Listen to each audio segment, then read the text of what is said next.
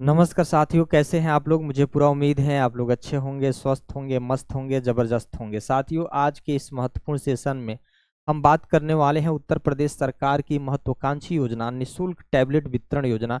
आज इसी के बारे में हम बात करने वाले हैं। साथियों, कुछ महीने पहले आप लोगों ने देखा कि उत्तर प्रदेश सरकार ने उत्तर प्रदेश के जो भी अभ्यर्थी हैं, जो यूजी कर रहे हैं, पीजी कर रहे हैं, डिप्लोमा आदि कोर्सेज में अगर आप अपनी पढ़ाई कर रहे हैं विश्वविद्यालय, कॉलेज या किसी संस्थान में, तो अभ्यर्थियों को 25 लाख टैबलेट निशुल्क वितरण करने की बात कही थी सरकार ने।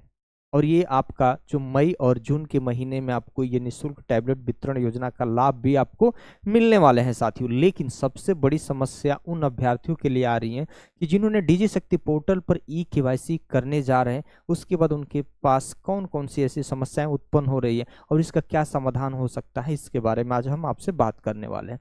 पहले तो एक बहुत बड़ी प्रॉब्लम जो ये आ रही है कि बहुत सारे अभ्यर्थी हमारे जो यूट्यूब पर जो मैंने वीडियो बनाया था टैबलेट योजना से संबंधित, तो उस पर भर भर के कमेंट कर रहे हैं कि सर मेरा तो इनरोलमेंट नंबर गलत बता रहा है, एरर बता रहा है, मुझे क्या करना चाहिए। इसके बारे में भी हम बात करेंगे। उसके बाद बहुत सारे अभ्यर्थियों ने डाटा अंडर प्रोसेस भी, उनकी एक बहुत बड़ी समस्याएं हैं कि डाटा अंडर प्रोसेस कैसे ठीक होगा, आखिर क्यों हुआ है, इसके बारे में भी बात करेंगे। और बहुत सारे लोगों का ब्लॉक भी बता रहा है, पेंडिंग भी बता रहा है। ये सारी चीज़ें तो ये प्रॉब्लम है। अगर जिनका ये प्रॉब्लम नहीं है, जो नए सत्र में प्रवेश लिए थे लेकिन अभी तक उन्होंने डीजी शक्ति पोर्टल पर अभी तक ई-केवाईसी करने का प्रयास भी नहीं किए हैं, लेकिन उनसे मैं सुझाव दूंगा कि अपना डीजी शक्ति पोर्टल पर जाकर अपनी ई-केवाईसी को कंप्लीट करें। कंप्लीट करने के बाद ये सारे अगर प्रॉब्लम नहीं आता है और सक्सेस हो जाता है आपका ई-केवाईसी, तो समझ लीजिएगा कि आपको निःशुल्क टैबलेट मिलेगा।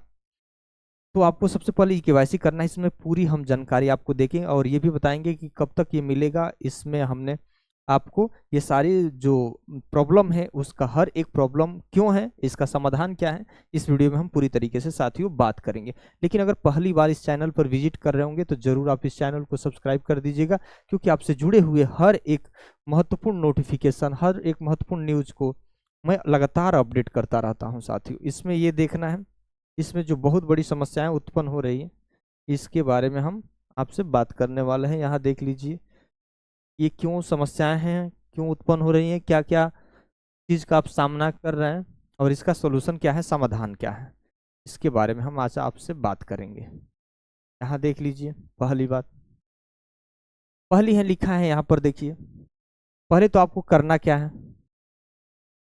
पहले तो आपको जाना है डीजी शक्ति वेबसाइट पर। ये आपकी वेबसाइट है, पहले इस पे आपको चला जाना है। डीजी शक्ति आप लिखेंगे जैसे क्रोम में, गूगल में, तो इस तरह का स्लाइड खोल के ओपन होकर आ जाएगा। उसके बाद इस पे क्या करना है, जो आप लिखा है ना ई-केवाईसी थ्रू मेरी पहचान पोर्टल, इस पे आपको क्लिक करना है। जैसे इस पे क्लिक करेंगे तो अगला प्रोसेस क्या होगा उसके बारे में हम बताएंगे। जैसे क्लिक करेंगे उसके बाद देखिए इस तरह का फेस खुलकर आपके पास आ जाएगा। यहाँ देखिए खुलकर आ जाएगा। यहाँ लिखा है ना step second, select field flowing fields available on the screen and click of the search buttons. इसमें क्या करना है, आप किसी यूनिवर्सिटी में पढ़ रहे होंगे तो यूनिवर्सिटी का नाम को सिलेक्ट कर लेंगे, या कॉलेज में पढ़ रहे होंगे पहले तो यूनिवर्सिटी आप सेलेक्ट करेंगे, यूनिवर्सिटी सेलेक्ट करेंगे। उसके बाद जिस कॉलेज में पढ़ते हैं, जिस संस्था में पढ़ते हैं उसको सेलेक्ट करेंगे। आपके एडमिट कार्ड पे इनरोलमेंट नंबर रहता है, जो आपने परीक्षा देने गए हैं उस पर इनरोलमेंट नंबर रहता है, उसको इसमें फिल कर दीजिएगा।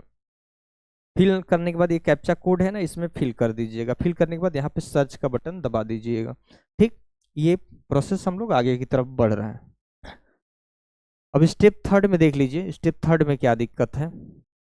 जैसे ही उसको सर्च करेंगे तो इस तरह से स्लाइड खुल के ओपन होकर आएगा।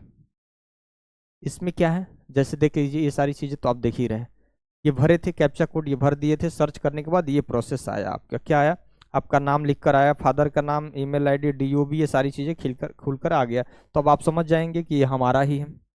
ठीक, अब यहाँ देखिए क्या लिखा है, यहाँ पेंडिंग लिखा है ना। अगर इस तरह का पेंडिंग लिखा है और वेरीफाई थ्रू लॉगिन ई-केवाईसी मेरी पहचान, तो इस पर आपको क्लिक करना है। इस पर आपको क्या करना है, क्लिक करना है। पेंडिंग यही छोड़ मत देना है, उसके नीचे जाकर देखना है क्या इस तरह का लिख रहा है। अगर इस तरह का लिख रहा है तो अगला स्टेप आप जाकर ई-केवाईसी कर सकते हैं। ये नहीं कि यहाँ यहीं तक आपने देखा, उसके बाद कहा कि हमारा तो पेंडिंग है सर। तो नहीं, पेंडिंग नहीं, आगे बढ़िए, आप इस पर क्लिक करिए। इस पर जैसे ही क्लिक करेंगे उसके बाद देखिए, उसके बाद क्या होगा, अगर किसी का दिक्कत आ रहा होगा तो ये लिखेगा your data verification under process. अब इसका मतलब क्या हो भाई, क्यों लिख रहा है, कब तक ये सही हो सकता है, इसके बारे में भी हम आप बात से बात करेंगे। पहली तो बात है, ध्यान रखिएगा कि क्या आपका हाई स्कूल में जो नाम डेट ऑफ बर्थ है या आधार कार्ड में जो नाम डेट ऑफ बर्थ वगैरह है, मेल फीमेल वगैरह है, क्या इसमें अगर आपने कोई भी चेंजिंग कराया होगा, भले वो काले से कराए होंगे या अपना आधार अपडेट अगर कुछ भी कराए होंगे, तो आप ही केवाईसी करने जाएंगे तो ये डाटा अंडर प्रोसेस लिखेगा। और ये मैक्सिमम 3 मंथ 3 मंथ बाद या 3 महीने के अंदर ये पूरी तरीके से सही हो जाएगा। उसके बाद चेक करते रहना है, हमेशा चेक करते रहना है, उसके बाद आपका ई-केवाईसी हो जाएगा। तो डाटा अंडर प्रोसेस किसका बता रहा है, जरूर हमें बताएंगे कमेंट करके। उसके बाद यहाँ ध्यान दीजिएगा, अगर आप न्यू यूजर हैं, ध्यान रखिएगा, यहाँ पर देखिए न्यू यूजर है तो पहली बात है, जैसे ही स्लाइड आप ओपन करेंगे, उसके बाद इस तरह का भी आपका स्लाइड ओपन होकर आ जाएगा। इसमें देखिए mobile number, user name, mobile number, others, ये सारी चीज़ें आ जाएगा। और यूजर नेम और पासवर्ड अगर पहले से जनरेट किए होंगे तब, भाई पहले से अगर बनाए होंगे तो इसमें फिल करके आप सर्च कर सकते हैं, लेकिन नहीं बनाए हैं तो मान के चलिए यहाँ पे क्लिक करेंगे न्यू यूजर, साइन अप मेरी पहचान पर क्लिक करेंगे। क्या, साइन अप मेरी पहचान पर क्लिक करेंगे। जैसे ही साइन अप मेरी पहचान पर क्लिक करेंगे, ये उनके लिए है जिन्होंने यूजर आईडी पासवर्ड बनाए हैं, नहीं तो आपको साइन अप मेरी पहचान पर क्लिक करेंगे। अब इस तरह का स्लाइड आपके पास ओपन होकर आ जाएगा। जब इस तरह के स्लाइड ओपन होकर आ जाएगा तो पहले क्या करना है भाई, ध्यान रखिएगा, पहले आप अपने मोबाइल नंबर को यहाँ पे जो आधार कार्ड से लिंक नंबर होगा उसको आप यहाँ पर डालेंगे। डालने के बाद अपना नाम लिखेंगे, जैसे नाम होगा आपका एडमिट कार्ड पे। जेंडर सेलेक्ट करेंगे, मेल फीमेल जो भी होंगे। डेट ऑफ बर्थ यहाँ पर डालेंगे। उसके बाद पर्सनल मैसेज में कुछ भी डाल सकते हैं, यस यस नो, आप अपना नाम, भाई का नाम, माता का नाम, किसी का नाम डाल सकते हैं। यूजर नेम, यहाँ यूजर नेम अपने से बनाना होता है जब तक वह ले न ले। जैसे मान के चलिए हम कहें कि हमारा डीएस नाम है, डीएस यादव, जैसे डीएस यादव इस तरह से बनाए, @ लगा दिए। उसके बाद मान के चलिए 1 2 3 लिख दिए। उसके बाद मान के चलिए जीमेल या कुछ भी लिख दिया, डेट ऑफ बर्थ कुछ भी लिख दिए। जब तक यह ग्रीन न जल जाए और सही का निशान ना आ जाए तब तक आपको इसमें चेंज करते रहना है, जरूर ले लेगा, ठीक है। यहाँ जो अपने नाम का होगा या पिता का नाम, माता का नाम, किसी के नाम से आप बना सकते हैं, ये बना देंगे। पासवर्ड अपने से ही जनरेट करना होता है, जैसे मान के चलिए बलिया @4321, किस तरह से लिख सकते हैं, बलिया @4321, ऐसे लिख सकते हैं। वो याद होना चाहिए। यूजर आईडी पासवर्ड आपको स्क्रीनशॉट ले लेना है कि हमने क्या भरा है। इस तरह से भरेंगे तो यहाँ ओटीपी आएगा, कब, यहाँ जनरेट करेंगे ना तो ये ओटीपी यहाँ आएगा। उसके बाद ये सारी चीज़ें भर लेंगे। भरने के बाद आगे चलते हैं, यूजर आईडी पासवर्ड जनरेट हो जाएगा। उसके बाद देखिए, ध्यान रखिएगा, यहाँ पर एक्सेप्ट का ऑप्शन आएगा, एक्सेप्ट पर क्लिक कर देंगे। एक्सेप्ट पर जैसे ही क्लिक करेंगे उसके बाद देखिए ये सारी चीज़ें आपके, ये यूजर आईडी आ जाएगा, ये डेट ऑफ बर्थ जो भरे थे वो आ जाएगा, ये पासवर्ड वगैरह। अब यहाँ देखिए लिखा है 12 8 20 लिखा है ना। अब यहाँ देखिए 12 + 8 लिखा है, 12 8 लिखा है ना। तो अब इसमें भरना होता है। तो जैसे अगर लिख देगा 12 + 8 तो क्या भरेंगे भाई, 12 8 20। अगर वही लिख देता 12 × 8 लिख देता तो क्या, तो गुणा करते 12 बटे 96 भरते।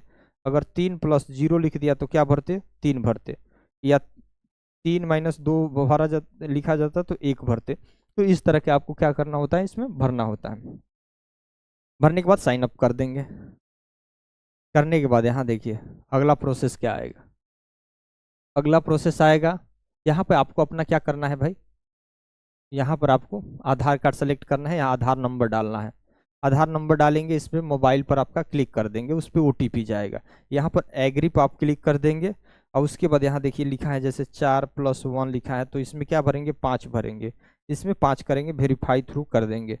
वेरीफाई थ्रू जैसे ही करेंगे, ध्यान रखिएगा, उसके बाद ओटीपी जाएगा आपके मोबाइल नंबर पे, ओटीपी जाएगा, ठीक। ओटीपी यहाँ पे डाल देंगे, ओटीपी डाल देंगे तो वेरीफाई कर देंगे, वेरीफाई हो जाएगा। उसके बाद देखिए इस तरह का अगर आपका सक्सेसफुल हो गया तो समझ लीजिएगा कि आपका ई-केवाईसी क्या हो गया, कंप्लीट हो गया। इस तरह से प्रोसेस करने के बाद ये हो गया तो समझ लीजिएगा कि अब आपको टैबलेट निःशुल्क योजना का लाभ आपको मिलेगा। अगर अगर इस तरह का नहीं होता है, लास्ट में लिख देता, इस तरह का हुआ तो अब आपको कुछ नहीं करना है, हो गया ई-केवाईसी। लेकिन लास्ट में देखिए वो कर दीजिए, उसके बाद फिर अगर आईडी पासवर्ड डालेंगे तो ये सारी चीजें लेंगे, तो यानी वेरीफाइड भी हो गया।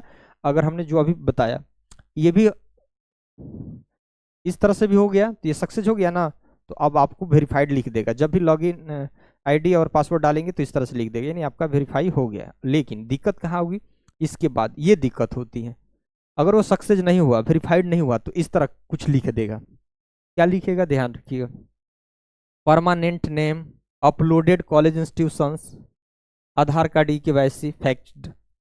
अब इसमें क्या प्रॉब्लम, अगर इस तरह का अलर्ट लिख कर आ गया तो इसमें करना क्या है भाई, पहले यहाँ लिखा है कि देखो भाई स्टूडेंट नाम, जैसे मान के चलिए यहाँ पर लिखा है प्रहलाद सिंह, तो यहाँ क्या लिखा है, अपलोडेड बाय कॉलेज इंस्टीट्यूशंस, यानी कॉलेज वाले ने प्रहलाद सिंह आपका नाम अपलोड कर दिए, लेकिन रियल में आधार कार्ड का नाम कुछ और है, जैसे प्रहलाद ही है, मान के चलिए यहाँ पे प्रहलाद ही है और यहाँ पर प्रहलाद सिंह हो गया। एक वर्ड का भी अगर कहीं मिस्टेक होगा तो इस तरह का अलर्ट आ जाएगा। तो आपको करना क्या है भाई, आधार कार्ड वाला मान के चलिए आपका नाम सही है, तो आप कॉलेज में जाएंगे, बोलेंगे कि सर देखिए इस तरह, इसको स्क्रीनशॉट ले लीजिएगा, कहिएगा कि सर देखिए हमारा नाम रियल का आधार कार्ड ये है, आप लोगों ने ये गलती किया है, इसको सही करिए। क्या करिए, वो सही करिए। जैसे ही वो सही करेंगे ना, तो फिर अब जब आप कुछ दिन बाद ई-केवाईसी करने जाएंगे तो फिर डाटा अंडर प्रोसेस लिखेगा, यानी कुछ दिन अब आपको और विलंब करना पड़ेगा, रुकना पड़ेगा। तब जैसे ही अंडर प्रोसेस से बाहर आएगा तब आप ई-केवाईसी करेंगे। तो कॉलेज वाले थोड़ी बहुत गलती कर देते हैं, ये समस्याएं हैं, ध्यान रखिए। अगर इस तरह का, उसके बाद अगर ये नहीं आया, अगर ये आ गया तो ध्यान रखिएगा, अगर ये आ गया तो समझ लीजिएगा,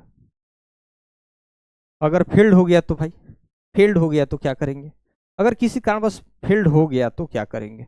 पहली बात, फेल्ड हो गया तो यहाँ वेरीफाई थ्रू लॉगिन यूजर, ये मेरी पहचान है, फिर इस पर क्लिक करेंगे, फिर नए सिरे से आप जाएंगे। नए सिरे से जाएंगे तो फिर क्या लिखेगा ये बताइएगा, फिर नए सिरे से फेल्ड हो गया तो फेल्ड में, तो फेल्ड का मतलब अभी कोई रीजन नहीं बताया, फिर एक बार प्रयास करना है इसमें। जैसे ही प्रयास करेंगे उसके बाद ध्यान रखिएगा,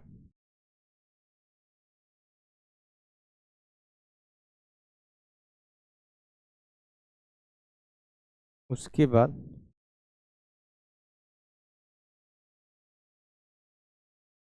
इतना ही है, ठीक।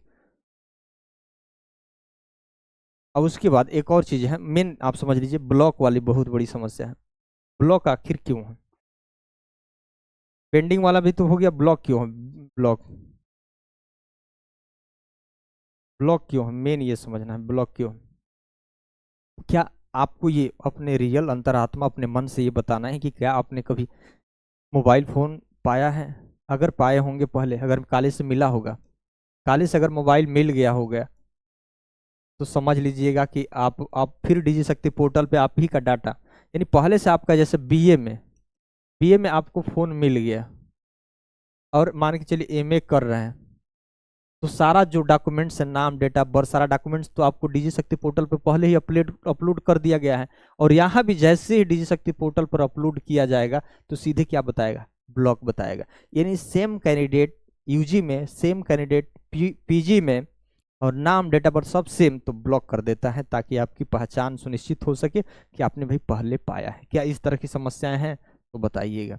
इस तरह से आपकी समस्या है। एक और समस्या होती है कि जैसे मान के चलिए कि आप ही का नाम, आपके पिता का नाम, डेट ऑफ बर्थ सब कुछ सेम, किसी अन्य जिले के लड़के या आप ही के जिले के लड़के से सेम नाम वगैरह, डेट ऑफ बर्थ सब कुछ मैच कर गया, भले आपने नहीं पाया है, उस कंडीशन में भी आपको ब्लॉक किया जाता है।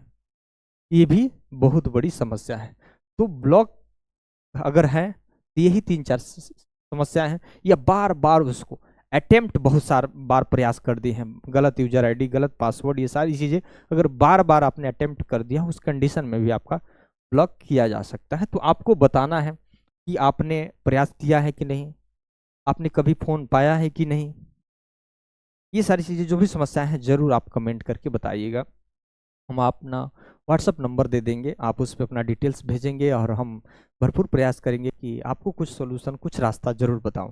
लेकिन एक ज़रूर उम्मीद करूंगा कि अगर आप पहली बार इस चैनल पर विजिट कर रहे होंगे तो ज़रूर आप इस चैनल को सब्सक्राइब कर दीजिएगा। और एक और बात मैं बता दूं कि कब मिलेगा, ध्यान रखिएगा, यहाँ पर सीधे आपका मई जून में जिनका सब कुछ सही है, जिनका सब कुछ सही है, समझ लीजिएगा कि जिनका सब कुछ सही है उनका मई जून के महीने में आपको टैबलेट मिलेगा, टैबलेट मिलेगा।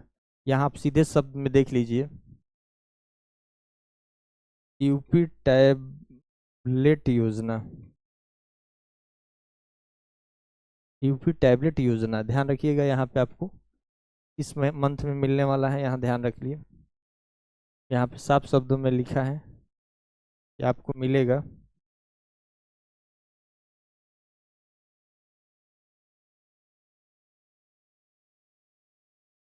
इसमें नहीं लिखा था 25 लाख टैबलेट की मंजूरी, कहीं हमने अभी देखा था विकिपीडिया में ही साफ शब्दों में, क्योंकि इसका सब टेंडर वगैरह हो गया है। अब कि मई या जून लास्ट में आपको इस टैबलेट योजना